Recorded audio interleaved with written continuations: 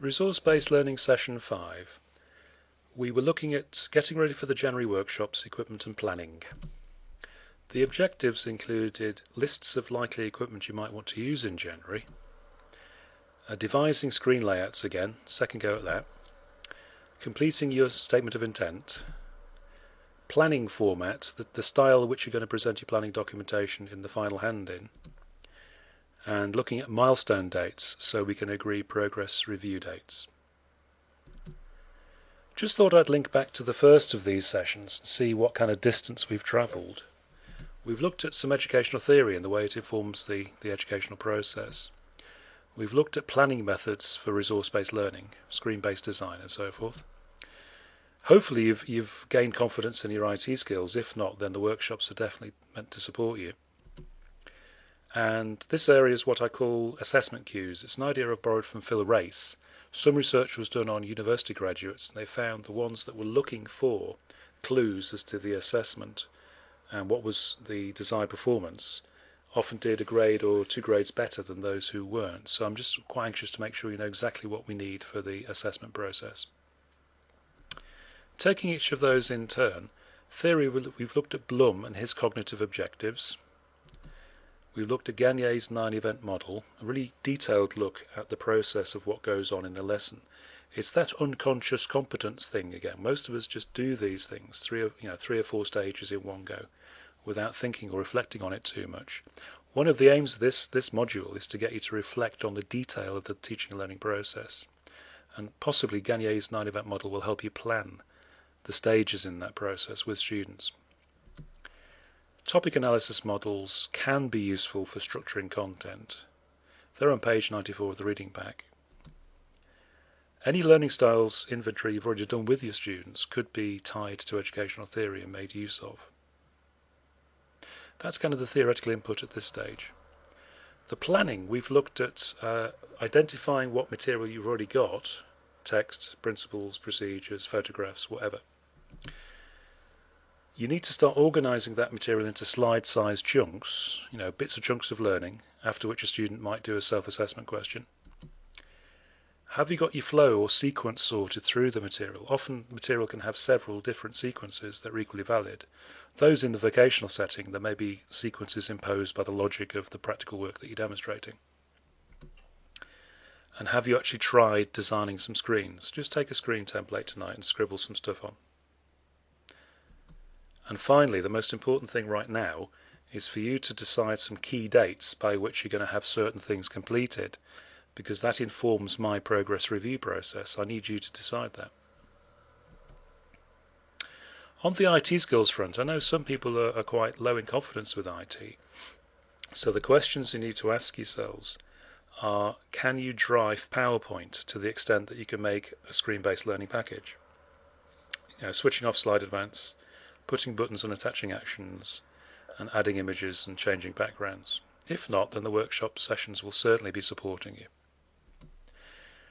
And finally, you need a USB stick, you need a backup strategy, you need a set of folders with your work in, because losing stuff is just tragic. Assessment cues. Have you got a clear idea of what we need for the statement of intent? It's 2 sides of writing plus objectives.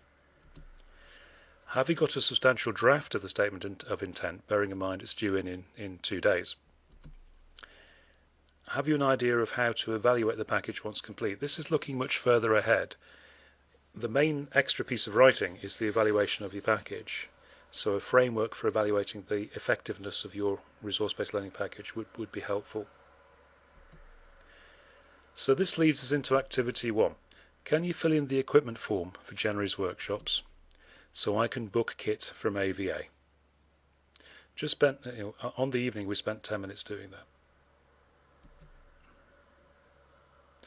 Talking of progress reviews, I do need to monitor progress against targets that you've set. The rest of this module is demand-led. You are driving this. I'm responding. So I see the process as driven by the progress reviews, and I'd like to have one at least every 2 weeks, possibly once every 3 weeks, depending on your milestones. I do expect you to attend workshop sessions, on a fairly regular basis, certainly every week if you're worried about IT skills. Maybe those of you that are more confident with the IT skills can skip the odd session. And the workshops support IT, but they also provide protected time. You've got 2 3/4 hours a week when you can work on the project and no one can interfere with you. You're away from the phones. For some of you that might be an important issue.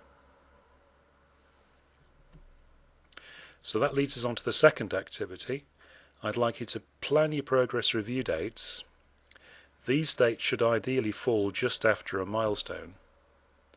You need to check if other people are planning to have a review on the same week. If so, you need to agree a time slot. I've got a spreadsheet that can summarize that. You need to go around with your spreadsheet and negotiate with other people. Then I'll compile a master spreadsheet. In the third activity, we looked at the Furl website, furl.bector.org.uk, basically just to do a rough search on keywords to see if anybody's done a resource that's in your area of topic. It may be that you can pinch some pictures or nick a bit of text or something like that, as long as you attribute the source. The fourth activity was around statement of intent. Have you got the target group defined? Have you made links with theory? Have you got a solid set of objectives in SMART format? And have you got your milestone dates? With those, plus a rationale, you're probably done.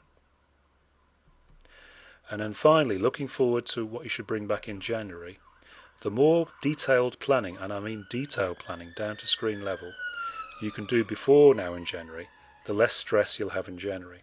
If you've got your plan sorted, then January is essentially a production process.